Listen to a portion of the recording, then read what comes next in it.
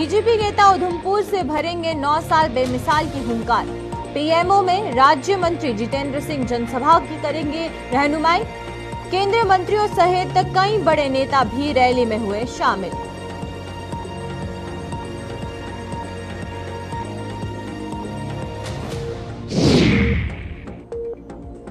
Property tax को लेकर DPAP ने खोला मोर्चा। डिफकॉम जम्मू के कार्यालय का डीपीएपी ने किया घेराव। सरकारी राशन की कटौती पर भी जताया विरोध।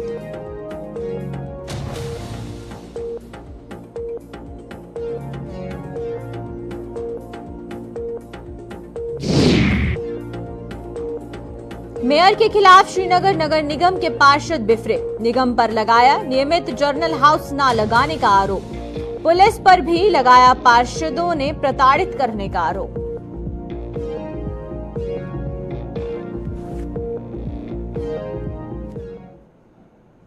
नमस्कार, जम्मू कश्मीर का खास बुलेटिन देख रहे हैं आप सब और मैं हूं आपके साथ पल्लवी जम्वाल।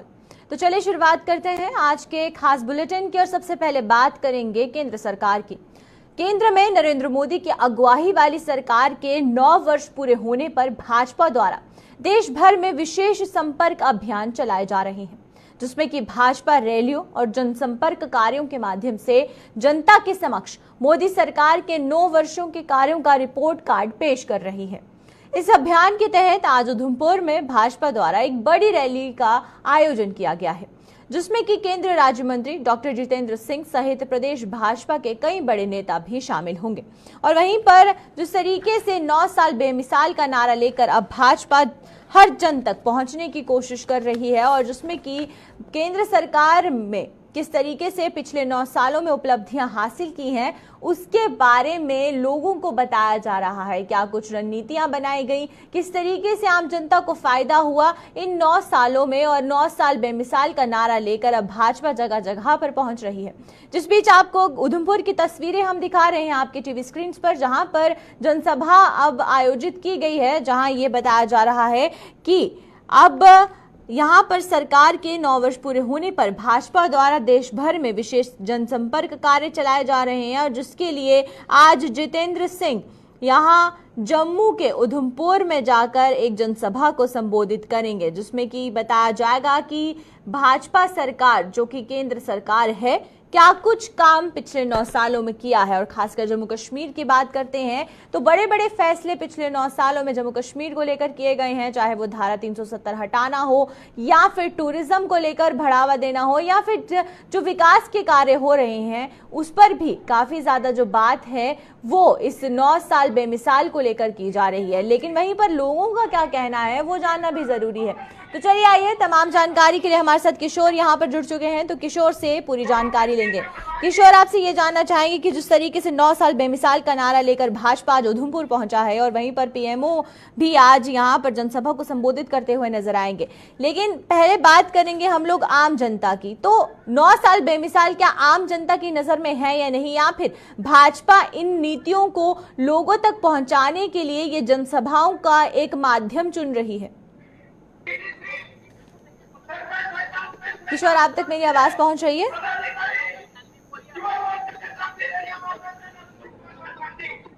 तो जिस तरीके से आप तस्वीरें देख रहे हैं कि जो तस्वीरें सामने आ रही हैं उस बीच जो भी, क्योंकि जिस तरीके से उधमपुर में जनसभा को संबोधित करते हुए हमें आज पीएमओ जितेंद्र सिंह नजर आएंगे और इस बीच कितनी ज्यादा तादाद में लोग यहां पहुंचे हैं और भाजपा के कार्यकर्ताओं के साथ आम जनता भी यहां मौजूद है। और खासकर 9 साल बेमिसाल की बात करें तो 9 सालों में केंद्र सरकार ने जम्मू कश्मीर के लिए क्या कुछ किया उस पर बात की जाएगी। जम्मू कश्मीर में केंद्र सरकार द्वारा क्या कुछ रणनीतियां बनाई गई उस पर भी चर्चा की जाएगी, आम जनता को अवगत करवाया जाएगा। विकास कार्यों को लेकर भी यहाँ पर हमें काफी ज्यादा विकास जम्मू कश्मीर में देखने को मिला है और गरीब तबके को भी काफी ज्यादा जो फायदा है वो पहुंचा है। तो चलिए आइए, एक बार फिर हमारे साथ किशोर यहाँ स्टूडियो में जुड़ चुके हैं, उनसे जानते हैं। किशोर, आपसे पहला सवाल मेरा ये रहेगा कि जिस तरीके से 9 साल बेमिसाल का नारा लेकर आज पीएम और जितेंद्र सिंह हमें जनसभा को संबोधित करते हुए उधमपुर में नजर आएंगे, तो किस तरीके से, पहले तो जोश जानना चाहेंगे कि जनता में किस तरीके का जोश है?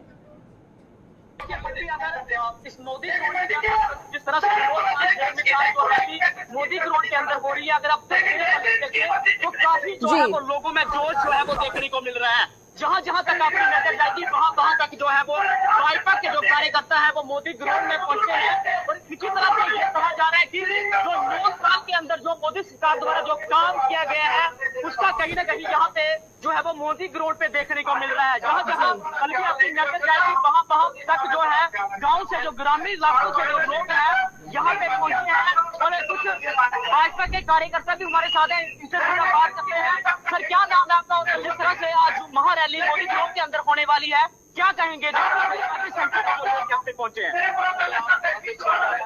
और जैसा कि आपने पंडाल आपको बैठने की जगह नहीं,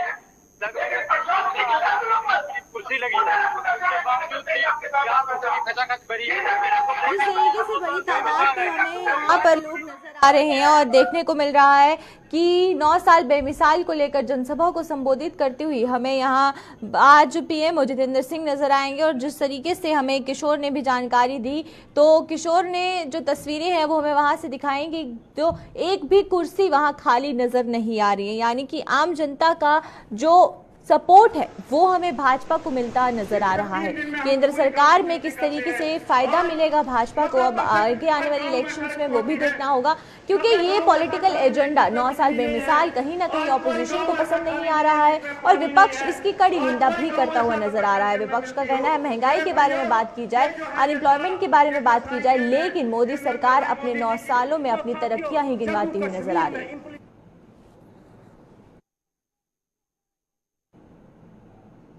तो चलिए बात करते हैं भारतीय जनता पार्टी की तरफ से सेवा सुशासन और गरीब कल्याण लाभार्थी योजना के तहत आरएसपुरा जम्मू साउथ विधानसभा क्षेत्र में 1 दिवसीय लाभार्थी सम्मेलन का आयोजन किया गया। लाभार्थी सम्मेलन में प्रदेश उपाध्यक्ष व पूर्व मंत्री श्यामलाल चौधरी, भाजपा प्रदेश महासचिव विभोद गुप्ता और साथ ही साथ जिला अध्यक्ष रेखा महाजन के अलावा डीजीसीई सदस्य प्रोफेसर घारूराम भगत, म्युनिसिपल कमेटी के चेयरमैन सतपाल पप्पी सहित अन्य पार्टी पदाधिकारी और कार्यकर्ता शामिल हुए। और लाभार्थी सम्मेलन में भाजपा सरकार द्वारा अपने 9 वर्ष के कार्यकाल के दौरान किए गए कार्यों और जनता के लिए चलाई जा रही विभिन्न जन कल्याण योजनाओं और उपलब्धियों को लेकर चर्चा भी की गई।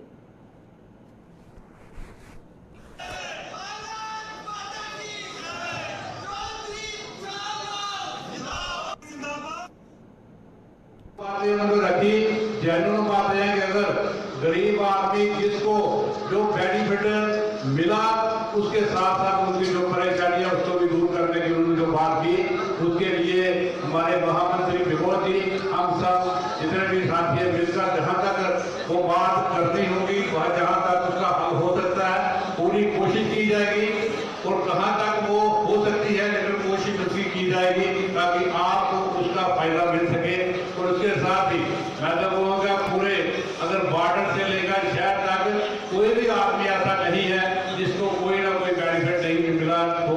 तो जिस तरह हमारे साथियों ने जहां बात रखी कि कोरोना काल में आज कोई भी ऐसा आदमी नहीं, चाहे छोटे बच्चे से लेकर बुजुर्ग तक, जिसको उसकी वैक्सीनेशन नहीं हुई, हर आदमी को हुई और आज भी फ्री हुई, किसी को उस बात की दिक्कत नहीं आई। मेरी माताएं घर में भी शोध करने जाए, इसलिए मैं यूपी में एक जगह चला गया, वहां गांव में गए तो वहां पर हमने देखा कि वहां पर जो इस योजना के तहत शौचालय बने थे उसके बाहर जो है वो लिखा हुआ था इज्जत घर।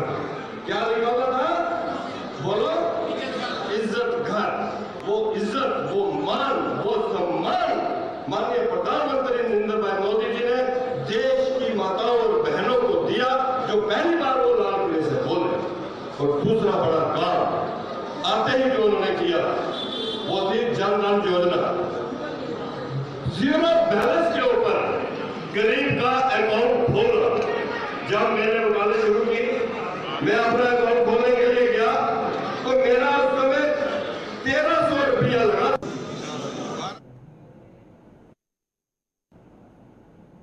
सांबा जिले की रामगढ़ विधानसभा में भाजपा सरकार के 9 साल बेमिसाल जनसंपर्क अभियान के तहत रामगढ़ में भी डीडीसी चेयरमैन केशव दत्त शर्मा की अध्यक्षता में जनसंपर्क अभियान चलाया गया और वहीं पर जिसमें की मुख्य अतिथि भाजपा के उपाध्यक्ष और पूर्व मंत्री सुरजीत सिंह सलाथिया, पूर्व मंत्री चंद्र प्रकाश गंगा और डीडीसी सदस्य आशा रानी मौजूद रहे और इस दौरान लोगों को सरकार की उपलब्धियों और जन कल्याणकारी योजनाओं के बारे में भी जानकारी दी गई। वहीं पर पार्टी कार्यकर्ताओं को बेहतर कार्य करने के लिए सम्मानित भी किया गया। साथ ही कार्यकर्ताओं को आगे आने वाले चुनाव के लिए तैयार रहने की अपील की गई। जैसा कि आप जानते हो कि 30 मई से लेकर 30 जून तक जो हमारे प्रोग्राम चल रहे हैं 9 साल बेमिसाल, इसमें हमारे केंद्र की सरकार की उपलब्धियां और आज का जो कार्यक्रम था विशेषकर ये था हमारे वरिष्ठ ज्येष्ठ श्रेष्ठ कार्यकर्ता, ये उनका कार्यक्रम था। और मैं ये कहना चाहता हूं कि मुझे बहुत खुशी हुई कि आज भी जो कार्यकर्ता हमारे जिनके पास दायित्व नहीं है लेकिन फिर भी उनके पास जो काम करने की इच्छा शक्ति है वो बहुत ज़्यादा है। और मैं ये समझता हूँ कि जिस प्रकार से आज हमारा यहाँ पर काम हुआ है वो आपके सामने भी है, चाहे हमारा रोड का इंफ्रास्ट्रक्चर हो, चाहे एजुकेशन का हो, चाहे पानी का हो, बिजली का हो, हर एक चीज़ में बहुत ही ज़्यादा काम हुआ है। महासंपर्क अभियान चल रहा है, जिस अभियान के तहत भिन्न भिन्न तरह के कार्यक्रम हैं, जैसे प्रबुद्ध लोगों से मिलना, पढ़े लिखे लोगों से मिलना, कार्यकर्ताओं से बात करना। वो कार्यकर्ता जो भारतीय जनता पार्टी के साथ कई सालों से काम कर रहे हैं और किसी वजह से वो अभी एक्टिवली इतना रोल नहीं कर पा रहे हैं, तो उन लोगों के तक पहुंचना और उनको भी इन कार्यक्रमों में शामिल करना। तो ये एक महासंपर्क अभियान का हिस्सा ही है जो आज का कार्यक्रम था। मोदी सरकार है केंद्र में दूसरी बार और जो कार्यक्रम चल रहा है कि मोदी सरकार के 9 साल बेमिसाल, उसके लिए ही आज का जो उनमें से ही कार्यक्रम था कि जो पुराने कार्यकर्ता थे और नए कार्यकर्ता थे और हमारे जो नेता हैं उनके साथ उनकी इंटरेक्शन थी, उनको सम्मानित करना था। प्रॉपर्टी टैक्स को लेकर डेमोक्रेटिक आजाद प्रोग्रेसिव पार्टी ने सरकार के खिलाफ मोर्चा खोल दिया है।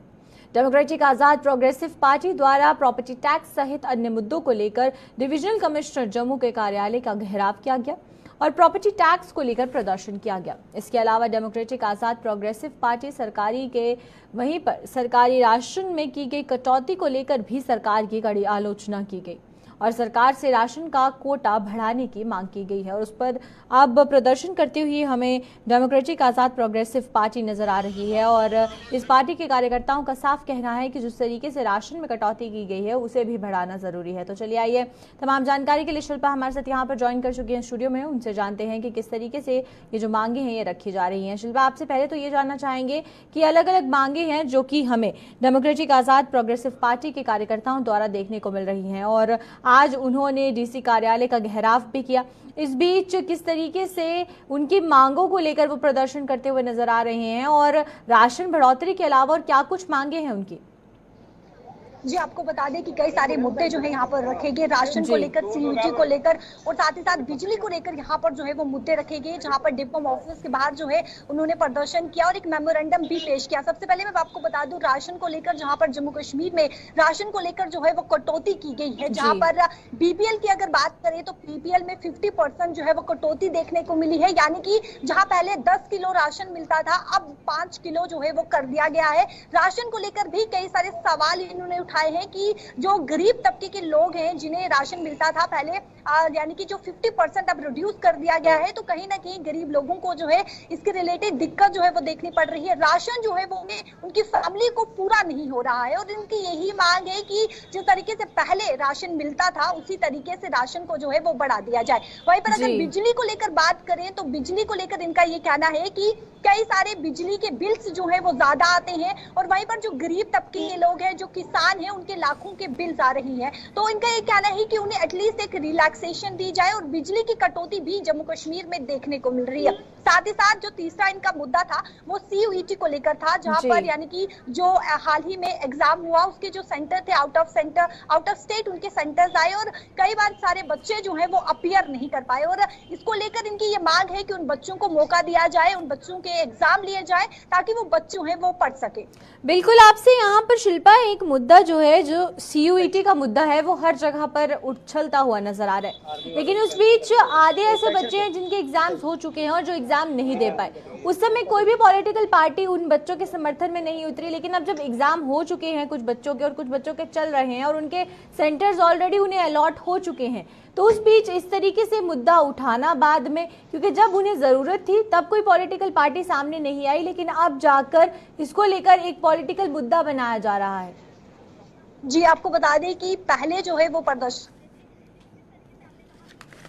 कि कोई भी पार्टी जो है वो सामने नहीं आई, यानी कि जो बच्चे अब रह चुके हैं अब उनके लिए पार्टी जो है वो मांग कर रही है और कहीं ना कहीं से जो है वो एजेंडा भी बनाया यहाँ पर जा रहा है और कहीं ना भाजपा पे जो है वो निशाना साधा जा रहा है कि भाजपा जो है वो बच्चों के बारे में सोच नहीं रही है, जो कि बच्चे हमारे देश का भविष्य है। तो उन बच्चों के बारे में आखिरकार सोचा जाए और हर जगह से लगातार CUET को लेकर जो है हंगामा प्रदर्शन पार्टी की तरफ से जो है वो देखने को मिल रहा है और एक ही मांग की जा रही है कि उन बच्चों का दोबारा से एग्जाम लिया जाए। जी चलिए, बहुत बहुत शुक्रिया आपका शिल्पा तमाम जानकारी देने के लिए। जिस तरीके से डेमोक्रेटिक आजाद प्रोग्रेसिव पार्टी द्वारा जो प्रदर्शन है वो किया जा रहा है, 3 मुद्दों को लेकर जो प्रदर्शन है वो हो रहा है और इस बीच सबसे अहम मुद्दा जो है वो है CUET की परीक्षा और राशन बढ़ोतरी को लेकर। अब राशन बढ़ोतरी होती है या नहीं, उनकी आवाज सुनी जाती है या नहीं, ये भी देखना होगा।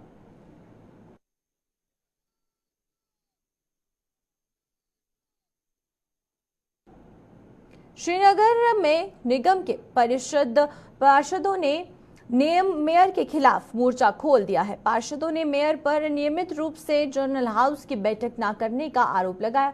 पार्षदों का आरोप है कि वो विकास कार्य न होने को लेकर प्रदर्शन करना चाहते थे, लेकिन पुलिस ने उन्हें प्रदर्शन नहीं करने दिया। पुलिस की इस कार्यवाही पर गुस्साए पार्षदों ने पुलिस पर प्रताड़ित करने का आरोप लगाया है।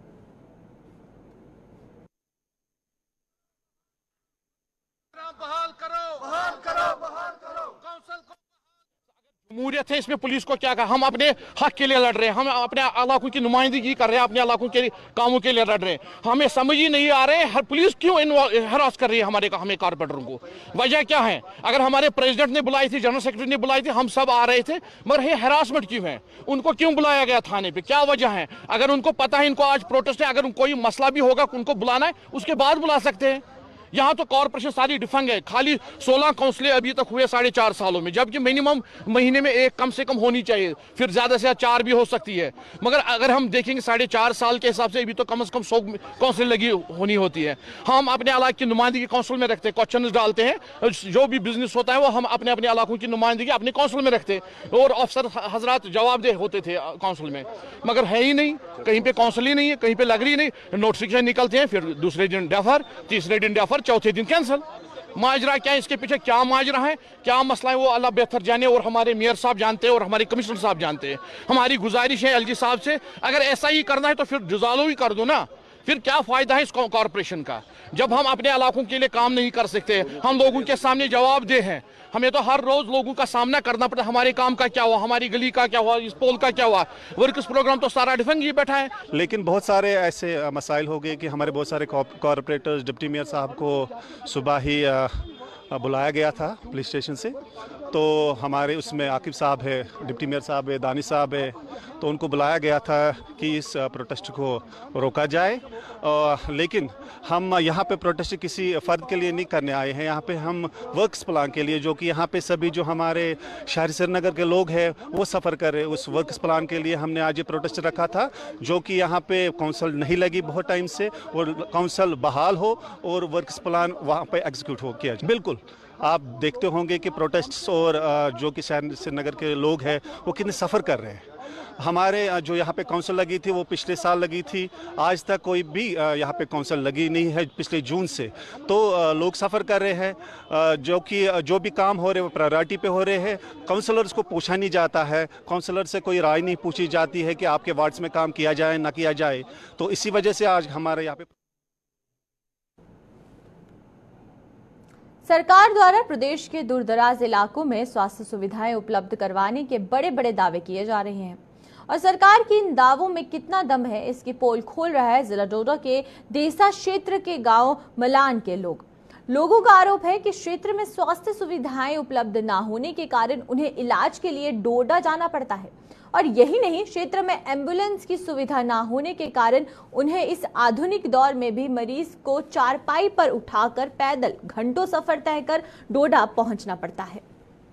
और वहीं पर आप तस्वीरें देख सकते हैं कि किस तरीके से चारपाई पर एक महिला को लिया जा रहा है और ये बुजुर्ग महिला को हॉस्पिटल पहुंचाने के लिए रास्ता तक नहीं है, आवाजाही की कोई सुविधा नहीं है और जो हेल्थ सेंटर्स खोले गए हैं वहां पर भी स्टाफ ना होने की वजह से अब इन लोगों को चारपाई पर इस महिला को डोडा अस्पताल पहुंचाना जा रहा है। जिसके बाद से ये भी देखने को मिलता है कि जहां पर बड़े बड़े डिपार्टमेंट्स द्वारा दावे किए जाते हैं कि हेल्थ डिपार्टमेंट हर जगह पर जो सुविधा है वो पहुंचा रहा है, खासकर जो फारफ्लंग एरियाज है, दूर दराज के इलाके हैं जहां पर इन सुविधाओं की सबसे ज्यादा जरूरत है क्योंकि वहां गाड़ी पहुंचना मुश्किल है, वहां पर कनेक्टिविटी की दिक्कत है और उस बीच अगर वहां जो हेल्थ सेंटर्स खोले गए हैं वहां पर डॉक्टर्स नहीं रहेंगे तो इन लोगों को परेशानी होना बहुत लाजमी है। और वैसा ही कुछ देखने को भी मिल रहा है कि डोडा में इन लोगों को अब चारपाई पर महिला को लिए जाने के लिए अब 4 लोग यहाँ पर हैं जो कि महिला को डोडा तक अस्पताल में पहुंचाएंगे और वहीं पर पैदल घंटों सफर कर ये लोग डोडा तक पहुंचेंगे इस महिला को लेकर। जिस तरीके से कनेक्टिविटी नहीं होने की वजह से और जो अस्पताल ना होने की वजह से स्वास्थ्य सुविधाओं की जो हालत है वो आप साफ देख रहे हैं और इन तस्वीरों से ये आप पूरे तरीके से अंदाजा लगा सकते हैं कि क्या कुछ हाल जो है वो स्वास्थ्य सुविधाओं का हमें देखने को मिल रहा है देसा में। तो चलिए आइए, तमाम जानकारी के लिए हमारे साथ वसीम गट्टू यहाँ पर ज्वाइन कर चुके हैं। तो वसीम से जानते हैं। वसीम, आपसे तो पहले ये जानना चाहेंगे कि ये कहा जाता है फारफ्लंग एरियाज में भी जो हेल्थ सेंटर्स खोले गए हैं वहां पर पूरी स्वास्थ्य सुविधाएं हैं, लेकिन स्वास्थ्य सुविधाएं हैं क्या कुछ, वो ये तस्वीरें बयां करती हुई नजर आ रही जहां पर लोगों के लिए ना ही रास्ता है ना ही हेल्थ सेंटर्स हैं और जो हेल्थ सेंटर्स बनाए गए हैं वहां डॉक्टर्स ही नहीं है। तो इस पर क्या कुछ जानकारी आप साझा करना चाहेंगे?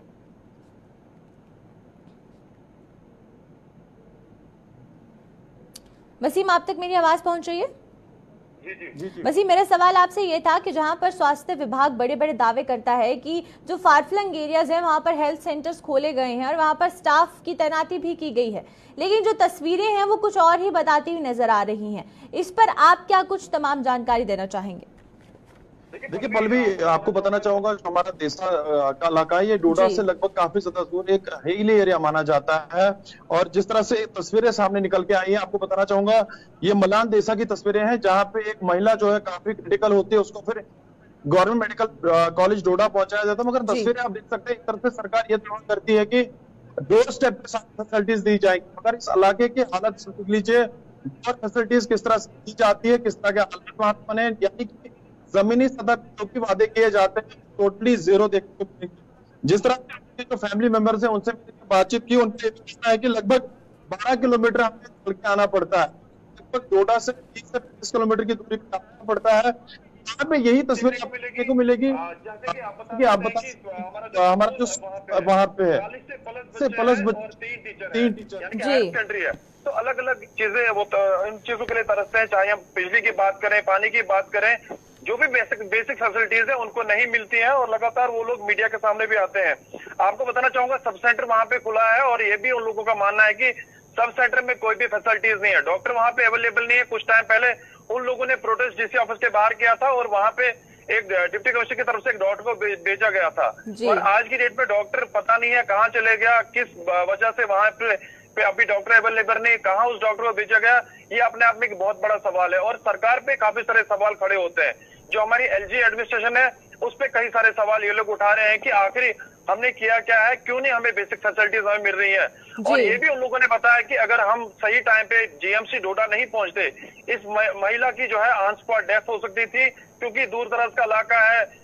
जब इलाके से वो गुजरते हैं तो जो रास्ता उनको बिल्कुल वसीम, एक आखिरी सवाल आपसे यहाँ ये पूछना चाहूंगी कि जिस तरीके से मलान गांव की तस्वीरें यहाँ पर सामने आ रही है, डोडा में करीबन ऐसे कितने गांव हैं, अगर हम अप्रोक्सीमेट फिगर की बात करें, जहां पर ना ही सड़क है ना ही स्वास्थ्य सुविधाएं सही हैं, और जिस तरीके से स्कूल की हालत भी आप बता रहे हैं, तो स्कूलों की हालत भी ऐसे बनी हुई है? देखिए, डोडा के अंदर ये अब अगर हमें गिनने कई सारे इलाके इस तरह के आपको देखने को मिलेंगे। ये यहाँ की जिला एडमिनिस्ट्रेशन को देखना चाहिए, उनको असेसमेंट करनी चाहिए क्यों इस तरह के हालात बन रहे हैं, और खास करके एलजी एडमिनिस्ट्रेशन को देखना चाहिए कि क्यों इन लोगों को तरसना पड़ता है। अभी भी 21वीं सदी में ये लोग गुजर रहे हैं, इनको इस तरह की दिक्कत लोगों को आ रही है। क्योंकि मुझे लगता है कि इन लोगों ने साफ तौर पर ये भी बताया है कि आने वाले टाइम में हम लोग सड़कों पे आ सकते हैं, और जो भी इलेक्शन का टाइम जब भी आता है, इन लोगों के साथ बड़े बड़े वादे किए जाते हैं। हमारे चुनाव खिते के बहुत सारे मंत्री हैं जो आज भी सेंटर में काम करते हैं, अपनी वो चीजें दिखाते हैं कि लोगों को हम बेसिक फैसिलिटीज देंगे, सारी चीजें उन लोगों को मिलेगी, मगर जमीनी सतह पे आप जब जाएंगे लोगों को रास्ता चलने के लिए नहीं है, यानी कि 12 से 13 किलोमीटर इनको चल के आना पड़ता है।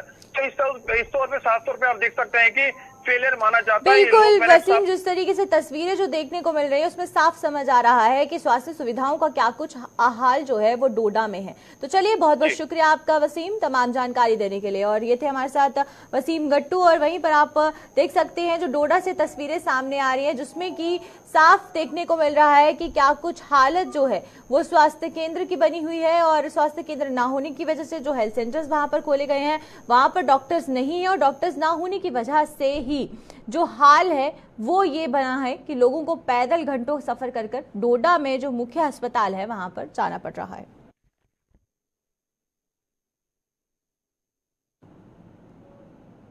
तो चलिए, अब तक की जम्मू कश्मीर की खास बुलेटिन में फिलहाल इतना ही। मुझे दीजिए इजाजत, नमस्कार।